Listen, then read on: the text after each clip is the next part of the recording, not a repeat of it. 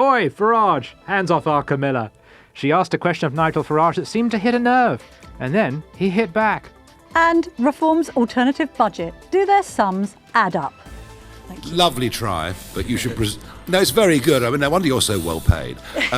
Not as well paid as you, But presumably. I'm just not playing your silly little game, sorry. Before we get into my little ruckus with Nigel Farage, should we just go through Reform's alternative budget? Yes, please. So what they're saying, Like an Tim, alternative Christmas message. it is a little bit like that. So they're saying that on November the 26th, Rachel Reeves, who isn't fit for the job, she's a bad chancellor with bad policies that are Weepy going to cost Rachel. us. Yeah. Weepy Rachel, she needs to be removed.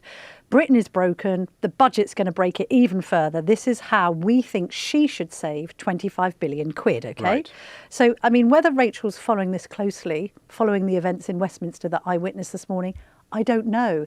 There are obviously two rival press conferences. You're going to talk in a minute about what you observed at the Tory Farrago. But basically, and this was all pitch-rolled, as why do we keep on using this phrase, pitch-rolled? Should it be the new word of the year? The pitch-rolling of policy. I don't even know where it comes from or what I the don't metaphor know. means. Is it Does something it- to do with cricket? I think it is, yeah, rolling Right. the wicket, Okay. prepping the wicket for the first batsman. Anyway, we had Zia Youssef writing in the Telegraph today. You can read it online and all the rest of it. Just in a nutshell, should we go through these policies together? The most eye-catching of all, arguably, Tim, and this will not please the lefties in the Tory party, let alone the lefties in the country, is reducing foreign aid to a hard cap of 1 billion a year. That's a 90% reduction because it's currently 9.2 billion. There's a theme here that people will spot. Another policy is to end universal credit payments to foreign nationals. The immigration health surcharge, which is paid by migrants on short-term visas to the UK, is to be almost tripled to £2,718. At the moment, visa applicants to the UK currently pay only a £1,035 annual levy, which the government says is the average expenditure on a migrant using the NHS for a year. Reform are arguing that's far too low. In other words, they're going to try to balance the budget by saving money that they say goes to foreigners rather than British citizens. Put Britain first, Right. basically. The consensus is there's a hole in the budget. Some people would say actually there isn't. It's been created by spending, etc. But there's a general consensus there is a hole in the budget. It's got to be filled somehow. As we'll discuss later, the Tories are going to do it through welfare savings. Reform, their plan is to do it by taking money away that they say is being spent on foreigners. Now, I want to add here, again, that consensus point. Labour's been doing the same. You may recall that the goal was for foreign aid to be at 0.7% of GDP. Yes. In 2013, the coalition government hit that, and we maintained it for quite some time. But the Tories then cut it to 0.5%, and Labour last year, well, actually at the beginning of this year, cut it down to 0.3%. Some of it being rolled into defence, which has gone up to 5%. But the point is, yes, Reform is going to drastically cut foreign aid, but it's already been going down. Yes. And in the same way that, Labour has been trying to shoot Reform's fox Yes. on immigration, one might argue that some of this toughening up on spending towards foreigners has already begun under Rachel Reeves. Although there were lots of quite kind of headline-friendly sound bites here. Before we come to my little contretemps with Nigel Farage, it's important that I point out that Zia Youssef was up on stage with him front and centre. To be fair, it was impressive. Reform's head of policy was speaking with some notes, but he seemed to know the numbers off by heart. He's a smart man. So he was going through everything that they planned to cut. We've gone through them here. There's also the idea of sending foreign criminals home from prison. They reckon that's going to save £500 million. And he did give the sort of rhetoric behind this particular line of attack. And it was, well, extremely patriotic, one could argue. Despite us doing this press conference and our pleas, the likelihood she will choose not to do those things and instead choose to raise taxes on British people is because Labour is making the conscious and deliberate decision to continue funding extortionate amounts to foreign nationals to the detriment of British citizens. And I don't know what to call that, frankly, in my view, is treachery. I think it's appalling. British people are sick and tired of it. So those are our proposals. And we're pleading with Rachel Reeves Let's enact these. Let's raise and save £25 billion, plug the black hole that you've created, and put British people first. Thank you very much.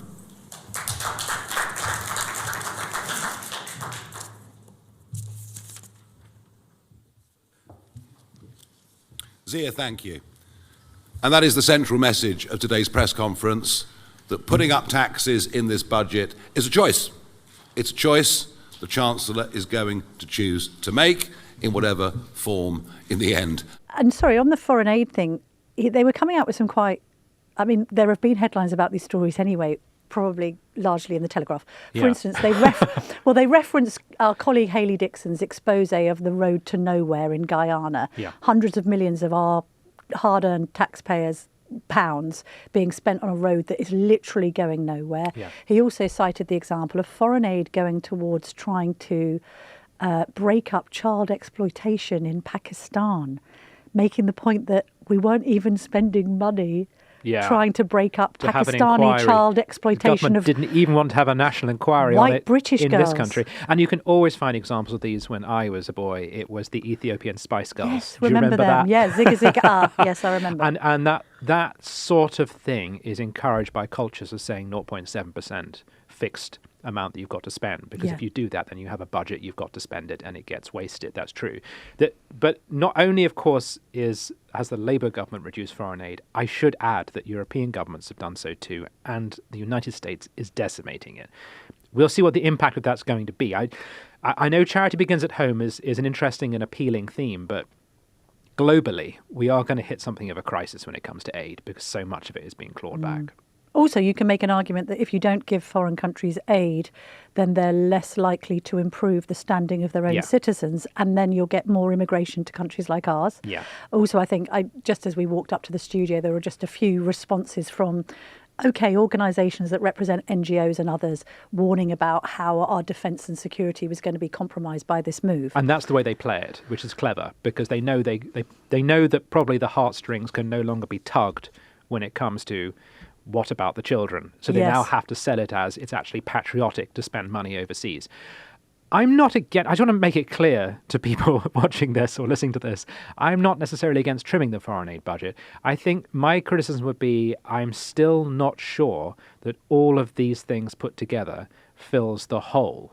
Well, it fills, they're adding it up to 25 billion. Right. And Rachel Reeves has been banging on about a 22 billion black hole in her own finances. Right. Plus reforms tagging on this reform of PIPs. I find it interesting philosophically that we're always debating, is reform really a small c Conservative Party or not? Well, it is trying to save money, but it's trying to save money in a nationalist way, in a patriotic way. It's not saving money for its own sake as such. It's not like the Tories saying we just believe philosophically the government should be small and off your backs. Their point is we want to keep welfare goodies going to native-born British people. Yes. And we're going to finance that by taking it away from foreigners. I mean, they'll so it's not quite counter-argue. conservatism, is it? It's more a sort of nationalism. Well, you're citing there this idea that Nigel Farage came up with to scrap the two-child benefit cap, and he was then specific about it being for British citizens. Yes, in the which really background of all narrows this, the scope, by the way. Well, this was all meant to be about increasing the birth rate. You know, we haven't got enough youngsters to pay for the oldies, for the boomers as they go into retirement. Shall we get on to the little sort of strange response, really, from the Reform leader to what I thought was a perfectly cogent question? You know what these things are like, Tim. You go in, you get a question. My theory was this. We're the Telegraph. This was pitched to us. It was our exclusive. We got the plans last night. They're in the paper today. We've got an op-ed with Zia Youssef. Everyone before me had all asked questions about the policy detail. The detail had been covered. We'd already got the detail. Yeah. What I was noticing was the promotion of Youssef as the person owning all this, doing the sums, adding them up. I then wondered whether Richard Tice would be there after his press conference yesterday. He is angling to be Chancellor, we know, because he delivered a speech to Bloomberg last week, which is the kind of thing that wannabe Chancellors do. He was sitting on the front row. I've heard behind the scenes there may be some tensions between the old guard, Richard Tice, who, let's be honest, kept the party going when Nigel Farage was not leader. Yes. Then stepped aside very magnanimously to allow Farage to come back in, run for Clacton and all the rest of it. There has been this elevation of the new generation okay, in Zia Youssef. There's a quite kind of, I think, patriarchal relationship between Farage and his sort of protege. Oh, it's fascinating. It's interesting. There's some psychological stuff going on and there. also, it's Greek. I thought, well, I can ask a question about personnel here, and this is the question I asked. Camilla Tominey, Telegraph. Morning, thank you. Camilla Tominey for the Daily Tea. Just a personnel question, mindful of the fact that you think there's going to be a general election in 2027, and you've been very critical of the current chancellor. You've scrapped the tax cuts that Richard Tice wrote into the contract with the people at the last general election. If Zia Youssef is now crunching the numbers for the announcements you're making today, should we presume that he's your preferred choice for chancellor over Richard Tice now? Thank you. Lovely try, but you should... No, it's very good. I mean, no wonder you're so well paid. Not as well paid as you, presumably. But I'm just not playing your silly little game, sorry. Right, moving on to the next question. Perfectly reasonable question. Who is... You're saying you're going to form a government someday, so you should tell us, you say it's 2 years away, who your nominee is for chancellor. Yes, my overall impression of all that was I've touched a nerve here. Yeah. I've hit upon something that is going on behind the scenes of Reform. I Yeah. mean, I have a funny relationship with Reform anyway, because I'm on the Telegraph. Reform want everybody in this newsroom to be fully signed up to the Reform project. Yes. Our readers aren't all universally fully signed up to the Reform No, project. not at all. A lot of them are Tories. Some of them support other parties. We're there to try and tell it as it is on any given day, at any given press conference.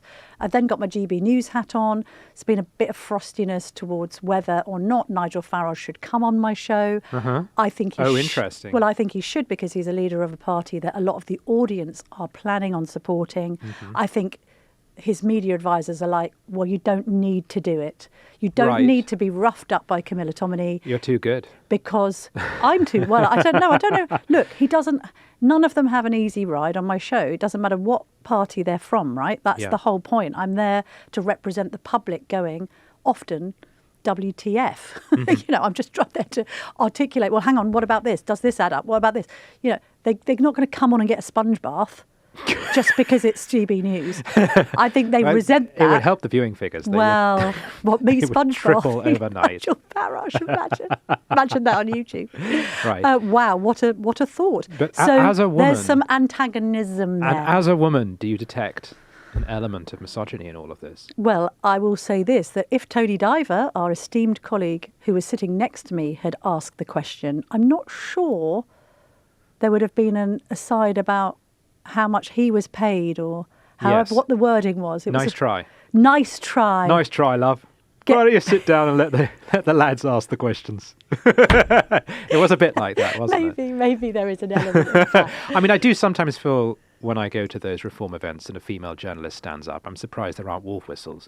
It does have a saloon bar quality to it, doesn't it? It's all a bit blokey. But I wonder, do you give off an anti-Reform vibe? I don't know. I think you do. Do I? Yeah. I think I It's give hard off to an- be aware of it or control it, but some people just give off a vibe. Do I? Whereas Don't I give everyone off an knows I anti- like them. You do like them. I like their policies, but I think the jury's still out because they can't answer questions like I asked. Yes. Without getting all bristly. We are in the position which our millions of viewers are in as well, of being torn between who do I vote for at the next election? Want rid of this awful government. So, but I don't really mind which of the other two parties replaces them. My question is who can win? Yes. And who will form the most efficient and effective government? Yes.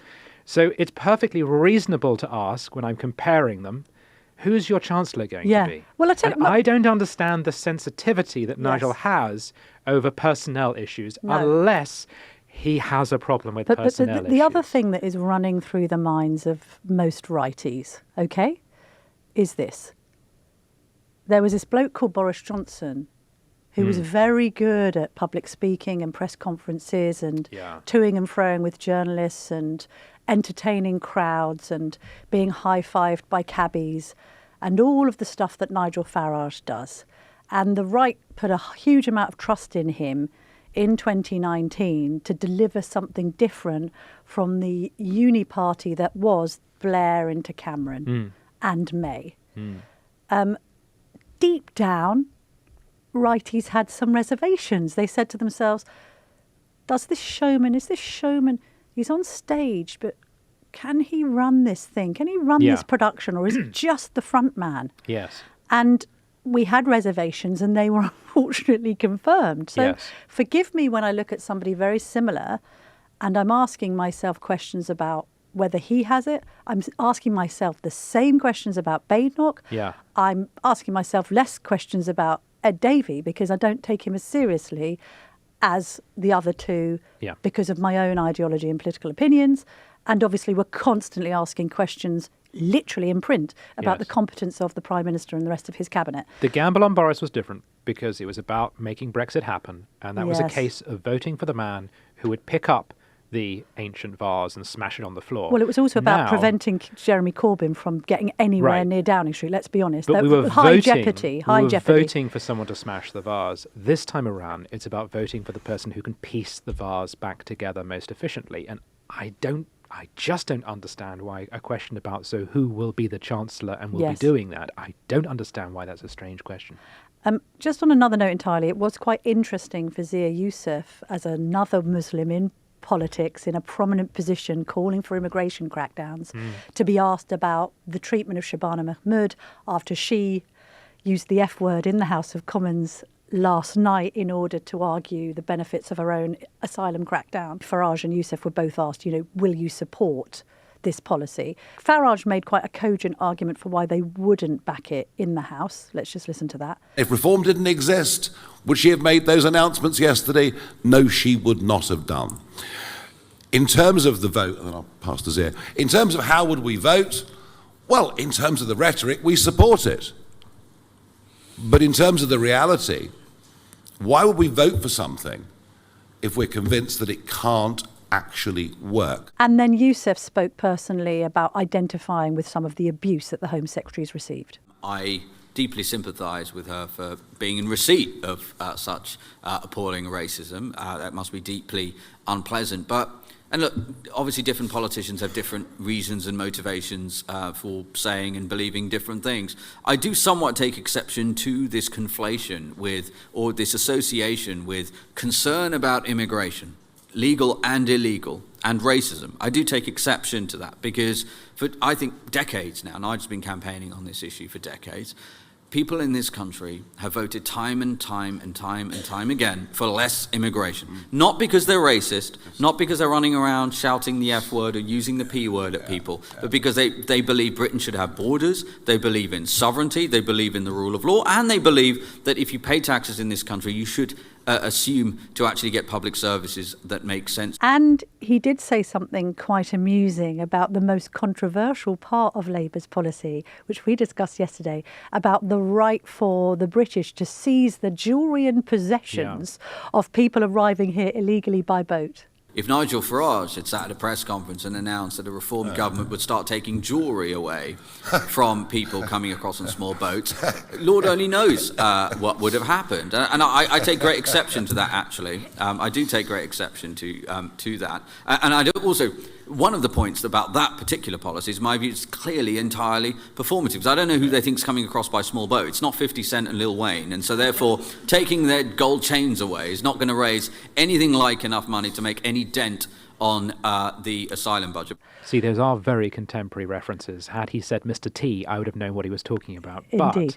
But you then raised this with Richard Tice to see what he made of it, and it's very funny. Richard Tice, Deputy Leader of Reform, thank you very much again for joining us on the Daily Tea. You're a regular now, and we enjoy our bands together. I've got a debenture slot. You have got a debenture. Got a front row seat on our podcast. Now, I've just been rebuked by your leader, Nigel Farage, for apparently playing silly little games and being overpaid, which is a new one for me from my co-host at GB News, but they have it. Because I've asked a salient question, I think, about who would be his pick to be next Chancellor, and I merely made the point that Youssef's been up there today crunching the numbers, not you, and I usually associate you with that role in the party. That's all I was asking. Well, isn't it great that we've got lots of people who are good at lots of things, good at numbers, and I think that gives people reassurance that we know what we're talking about. There's so many numbers all over the place, whether it's on immigration, whether it's on net zero, whether it's on the Bank of England, whether it's on the cost of send that I was talking about yesterday. actually having that breadth of experience, that depth of experience, that business-like approach, I think that's what the country wants to be reassured about. There's lots of great people who could do lots of great jobs. Those are decisions for way down the track. What we're going to focus on at the moment. Hang on, you say way down the track. He thinks there might be an election in 2027. Yeah, He's been really critical, of Rachel Reeves. Therefore, Reform supporters, surely they know who's going to be Prime Minister under Reform.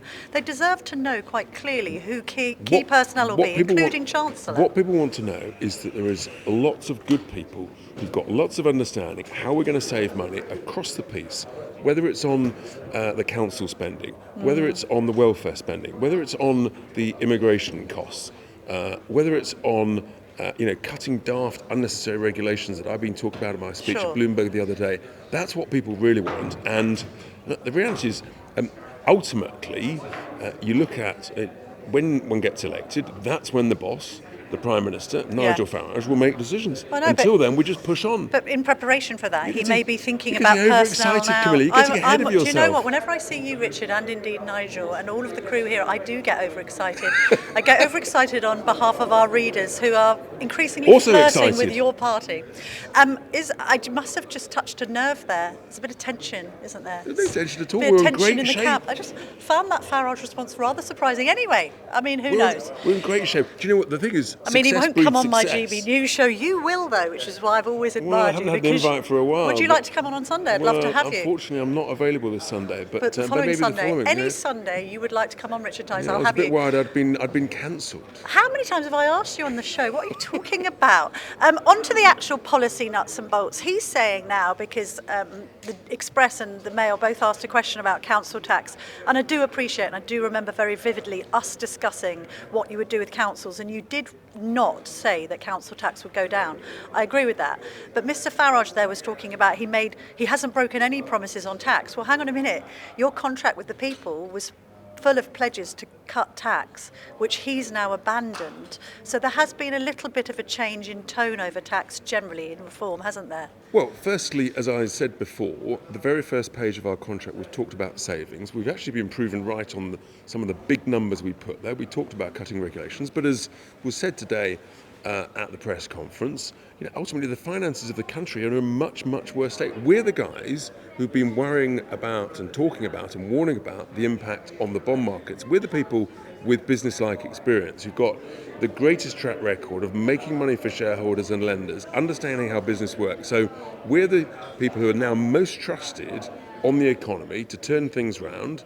As we're all saying, difficult decisions will have to be made at every single level. I was talking at length yesterday about the overspending, chaotic spending in councils. Yes. We're starting to make great savings, well over 300 million identified so far, and we're 12 minutes into a 90-minute match of the 4-year council term. There's a lot more to do, and we're well underway. I mean, a summary of yesterday's press conference may be along the lines of, if more and more kids are diagnosed with ADHD, we won't be able to get the bins out. Correct. That's exactly what I said. I said, if we carry on like this and we don't reform send and focus the money where it needs to be focused on the children most deserving, most in need, and we allow all the money to leach out the side door, then you won't have any bins collected and you won't have any potholes filled. It is as serious as that. I've offered to work with the government to make some trial changes from next year, and I've had a whole load of abuse overnight, emails pouring in. You? Oh yeah, what kind of stuff? Because of stuff that I said about send. You're being horrible. That I'm being horrible. Let me children repeat. with special needs. Let me repeat, and I have deep personal experience of this. We want to look after those most deserving, but there is a serious crisis of overdiagnosis. Yes. And I've been asked specifically to say that by the experts working in councils, by therapists, by psychologists.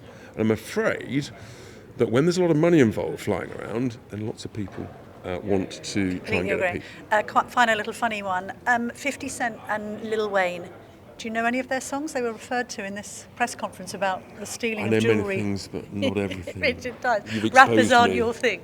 Rappers are not my thing. Thank you very much, as ever, for your time on the Daily Tea. Thank you. Tim, you came back to the newsroom today, and as we were at our editorial meeting, you produced with a flourish one solitary shortbread biscuit from your tweed pocket. I forgot it was in there. I got it that morning. This is the first thing I want to say. We drew lots. You went to the Reform event. Well, you I did went to the Reform Tory yesterday. one. I won't say which lot was shorter, but I went to the Tory one. And something we've both noticed is the disappearance from these many press conferences of pastries. Yes. We're there. It says arrive at 9 for a prompt 10 a.m. start. For a journalist, that is like crack of dawn, Isn't it? 9:30, and you expect some form of breakfast. And up until now, Reform in particular have been laying on the most beautiful pastries, Yes. danishes, little mini donuts, things like that. Things with almonds on. So I've been skipping breakfast and going to these things, imagining that I could just, sometimes I will actually fill my bag with a plate full of pastries and live on that for the rest of the day. But Rest of the week. but I went to a Reform one on Monday, no pastries, biscuits. Yep, me I too. went to the Tories today, no pastries, biscuits, and you went to Reform. I know. So what does this tell us? What can people glean from this? Yeah. There are too many press conferences, There are. and they're running out of money for Yes, pastries. That's right. Just Guys, have one press have conference one press with a conference full all-you-can-eat buffet. and you could afford to put on a full English buffet, and journalists would only have nice things to say rather than the nasty stuff we're coming up with right now. But of course, In we the are there to spirit cover the of which- serious nature of these policy In the announcements. spirit of which, the Tory one was held at the British Academy. They chose a tiny room, I think, to make it look like there were more people in it than there really were. Wow. They were standing in front of a couple of shelves of books, and we were all sitting in a semicircle, and it had the feeling. What do you mean, it on had the floor? feeling, no, on chairs. sorry. But it had the vibe of a coffee morning in a primary school library. Right. You could have started They reading walked in- out the Gruffalo. They We walked. loved it. Kemi and Mel walked in as they were being announced. Which is Did very, Mel stride in? No, he didn't. They sort of slipped in through the door, and as I say, they had entered the room as they were being announced. So it was a question of an introducing, and they're already there, Right. Embarrassing. which was sort of awkward. Why were they doing it? Darn good question. They're doing it because Reform was doing it. Yes. And they feel they need to be out there saying things too which are reportable, right? So they feel they have to say something about the budget. So they really just repeated their point about the child benefit. Oh, they keep on cap. doing this. So we all suspect that Rachel Reeves is going to scrap the benefit cap, which would add about £3 billion to spending. I mean, it's a relatively small, it's an accounting error when it comes to the overall spend. But the Tories are very exercised about it. Next week, Rachel Reeves is going to tell you a story. In this story, she will be painted as the heroic victim, a chancellor battling forces outside of her control. The wicked Tories and the black hole they're somehow creating in the public finances long after they left office. Donald Trump and his tariffs. Brexit, an event which conveniently she has only become aware of. And of course, inflation, which despite her best efforts keeps rising because of things other people are doing. This story is nonsense. The truth is that next week, Rachel Reeves is going to put up people's taxes to spend more money on benefits. Everything else she says is a smokescreen for this simple fact, a fact she cannot deny. So as we were saying earlier, the Reform Party is all about balancing things on the back of foreigners, and is a little bit pro-natal. They want to sort of get rid of the cap in order to encourage people to have babies. British people to have babies, right. The Tories, on the other hand, are betting everything on wide-scale welfare reform, and therefore, obviously, they're ruling this one out. I think it's worth noting there's some misunderstanding around the cap. It's not child benefit that is capped. It's your access to other kinds of benefits which you would normally be entitled to when you have an additional child. Yes. It amounts to up to £3,500 a year. So it's quite a significant amount of money. Yes. And also, 59% of people who would be entitled to it are in a family that's in work. Yes. Right. Okay. So my point is, these are not deadbeats. No. I think that the Tories, I feel, are leaning into the idea that this is a group of people who are utter deadbeats. Yeah, totally and feckless. Are feckless dregs who are just skimming money off the state, right? And I don't think that's actually a fair representation. No, they're families where mum and dad are doing shift work. Which is why it's not just Labour MPs and Reform who want to change it, but also most children's charities. I think pretty much all the children's charities want to change it too, but also the churches. And this is something I decided to ask a question about, because the previous evening, Kemi Badenoch had given a talk to a group of Christian conservatives in which she had argued that it would be unchristian, actually, to leave people wallowing on welfare, and that instead people should be encouraged to go and get a job. And while she was speaking, I thought, I bet if I go on my phone, I can find a quote from the soon-to-be Archbishop of Canterbury, Sarah Mullally, saying that the cap should be rethought. Yes. And lo and behold, in 2018, I found that she had signed a letter to that effect. And here's my question and Kemi's response. As you're in a religious mood, and you say it would be unchristian, Tim Stanley, Daily Tea, and you say it would be unchristian to just increase the welfare bill and leave people on benefits. In 2018, a group of bishops wrote to the government of the day to say it is a grave concern that there are likely to be mothers who, because of the child benefit cap, will face an invidious choice between poverty and terminating an unplanned pregnancy. One of those bishops is now the Archbishop of Canterbury. So is the Archbishop of Canterbury wrong about God? And you're right. The comment was not about God that I made on leaving liabilities for the next generation. But it has been very interesting to see the Church of England stray into politics very frequently. They used to say that the church was the Tory party at prayer. Certainly in 2018, I often felt that it was the Labour Party at prayer. But let's be honest, the spending which is going on right now is off the scale. £100 billion in health and sickness benefits. I'm very happy to send the Archbishop of Canterbury a briefing with the facts, but also I think it's worth reminding people what it is we're talking about here with the child benefit cap. We're not talking about child benefit. You can have child benefit for as many children as you have.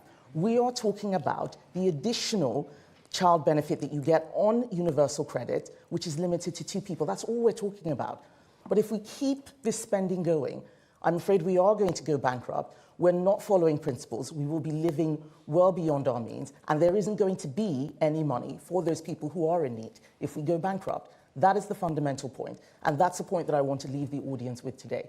That if we go bankrupt because of the changes which Labour are making, increasing welfare spending, then there's not going to be any money for any welfare for anybody at all. We need to get a grip now. That is the Christian thing to do. It is the right thing to do. It is not about religion. It is about following the right principles, doing the right thing.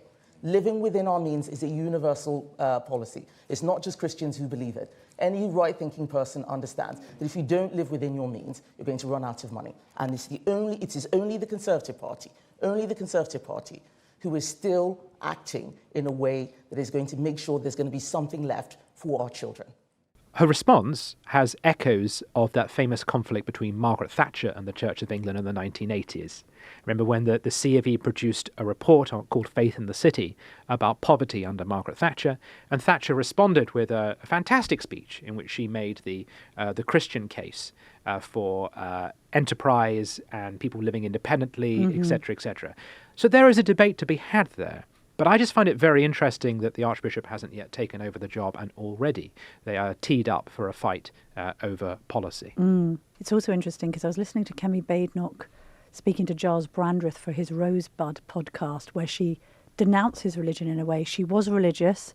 She was brought up in a religious household. Yes. But now she no longer does God, which is an interesting place to position yourself as the leader of the Conservatives. I'm very reluctant to comment on other people's faith because you don't know what's going on inside their mind or inside their heart. But I can't quite pin Kemi down on religion. Yes. She has lots of good things to say about it. She's married to a Catholic. Her children are being raised in the Christian tradition. She clearly values it. And I feel like she tiptoes towards saying she believes it, but then she says things like that. Yes. But she said she lost her faith after witnessing what Joseph Fritzl had done to his daughter and tortured her and kept her down in the basement for all those years. Yeah. And maybe that's a cogent argument. It's a personal one. It's a personal one. It's a personal one which I respect. Right. But as I say, why then does she keep talking about the benefits of a faith that she No. doesn't share? I tell you what she doesn't have faith in, and that is the left-wing Bible that is The Guardian. In response to a question from the Times' Daisy Eastlake, Kemi touched upon questions of race in politics. Shabana Mahmood said yesterday, when she was accused of being divisive by a white Lib Dem MP, that she's the one regularly being called racist slurs and told to go back home. Is this an experience that you can sympathise with? What's your thoughts on that? I think that when you have ethnic minorities, especially ethnic minority women, doing things that are not part of the playbook, that there are a lot of attacks. I mean, just this morning, I read this astonishing piece in The Guardian, written by someone in this room. It was absolutely disgusting. And it was basically telling Shabana Mahmood to stay in her lane and not even think about talking about migration. I think that's the sort of thing that she will face. I know this because when we were in government, we were called fascist, we were called racist, all sorts of nasty things for doing what the public wants us to do. This is not a race issue. This is about making sure that we control our borders and ensure that our country is one that the people who came here many years ago to live in continues to be safe and socially cohesive. And anyone, especially, you would have heard it, some Labour backbenchers, but the Greens, Plaid Cymru, anyone who tries to attack the people trying to solve this problem on the basis of their race or saying someone like you should not be controlling migration is an idiot and they need to shut up. That's a very interesting reflection. Yes. And of course, it's in the light of Shabana Mahmood's argument with a prissy Lib Dem in the chamber about whether or not the language she was using on immigration was actually stoking up ill feeling. And her point was, hello, I'm the person who actually has to deal with the consequences of immigration being out of control, people becoming angry and unreasonable, and attacking ethnic minorities. And I think this is where Kemi always becomes so interesting.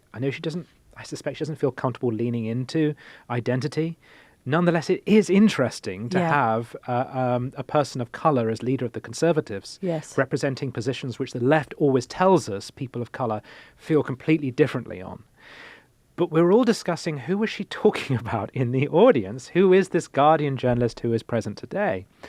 And we think it was John Crace, the sketch writer, whose sketches, because their sketches are ironic, they're not really supposed to be taken too seriously. He has a very punchy and visceral way of writing. That's John's style.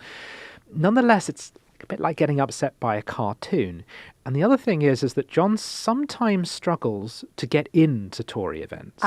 Sometimes he doesn't show up. But on this occasion, when I saw him when we were looking for the pastries, I said, "You got in then?" And he said, "Oh, yeah, for some reason today they let me in." Yes. And now I think we know why. Yeah.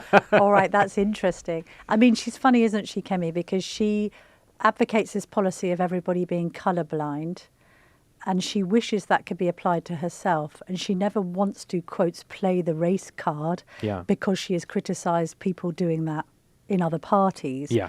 However, just as you asked me earlier, did I think that the Reform response had anything to do with me being a woman? I also think it's a perfectly reasonable line of questioning, particularly when we're dealing with immigration and racism as a response to politicians and what they say in the House, to then ask the black leader of the opposition whether she's encountered it. But for some reason, she doesn't really want to go there. She wants to do it on her terms. Which is... And I respect that. I understand that. I admire that. She doesn't want to be pigeonholed. I know, but she's not really being pitched. She can just give a unique perspective because she's the only female leader. Yes. I mean, unless you count Zara Sultana, but I don't know if she's the leader or not. We just don't know who's Zara in Sultana charge. is in the party. I don't know what her status is right now with your party. So basically, Kemi Badenoch has got this unique position as being the only female leader of a major political party and a woman of colour. I mean, I do think that's an interesting element. Yes. It's just an element to how she approaches things, how she thinks about things and how she speaks about things. And talking of perspective, I want to give a shout out to Felix, a 22-year-old Green Party supporter who said hello to me this morning on my way into work and who said he listens to the podcast. Does he? Isn't that interesting? That's so. Hello, Felix. I raised that because everything we've discussed, Tory, Reform, Labour, they all are basically going now in the same direction. I know some Telegraph people won't hear that because we are probably going to get horrible wealth taxes next week, and that is crossing the Rubicon. I quite agree. Labour will, of course, go further to the left than the other two parties will ever do on tax and spend. But if you think about what it is we're discussing, yesterday we were discussing Labour cracking down on illegal immigration. Everyone agrees with that now. And they're all using language that 10 years ago, if you used it, a policeman would show up on your door. And everyone agrees that spending is too high, out of control. And that's why everyone is competing now to come up with different ways of plugging the budget hole. And this opens a space for people like, maybe not your party, but I suspect for the Greens, who will say, we are the only people who like immigrants and think we should spend more money. Yes.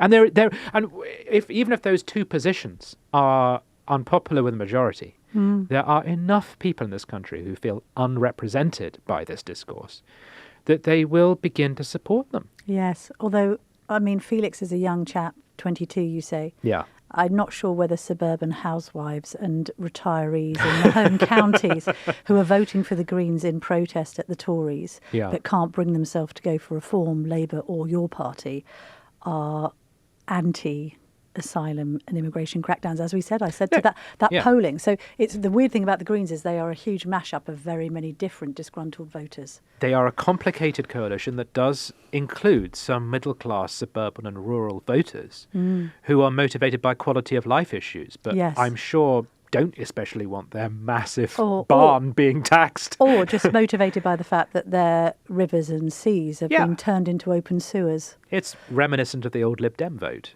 But there is a lot of people out there who will feel alienated from this conversation. And I want to hear from them in the next couple of weeks because I don't think they're getting much of a shout at the moment. You get any more of those biscuits in your pockets? No, I'm afraid I not only finished it, but I also had to tip the pocket out because, of course, it was full of crumbs. That's the problem with an oatmeal biscuit. And that's the other thing. It's not just the pastries. It's the kind of biscuits. No, it's always those airline quality. biscuits in packets of 2. Yes. For heaven's sake, this is Britain. Just tip some hobnobs onto a plate. Just a tray of chocolate hobnobs. Yes. And also, can we have some tea that isn't grey when you add the milk? Yes. Tea should be brown. Yes. Mid-brown. This is a daily tea.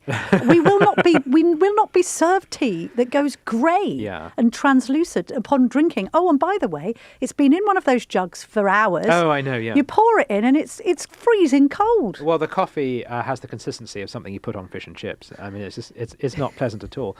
And I would also like to see the return, more generally, of those pink wafers that we used to get a few years ago but seem to have disappeared. I liked those. Yes. When will a party run on reintroducing the pink wafer? Or party rings.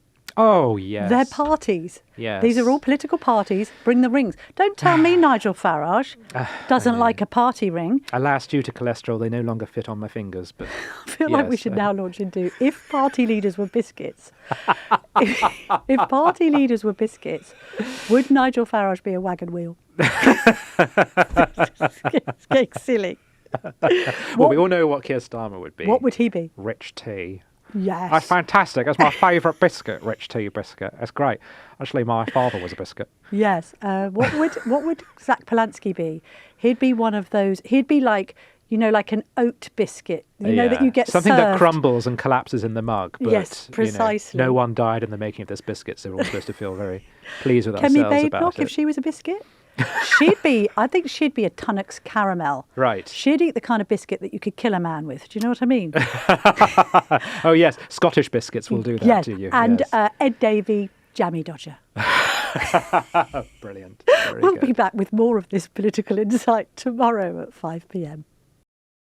If you're enjoying our journalism, why not sign up to From the Editor, our free email newsletter? Start your day with the latest news and opinion, plus our bite-sized puzzles. Scan the QR code to sign up free today.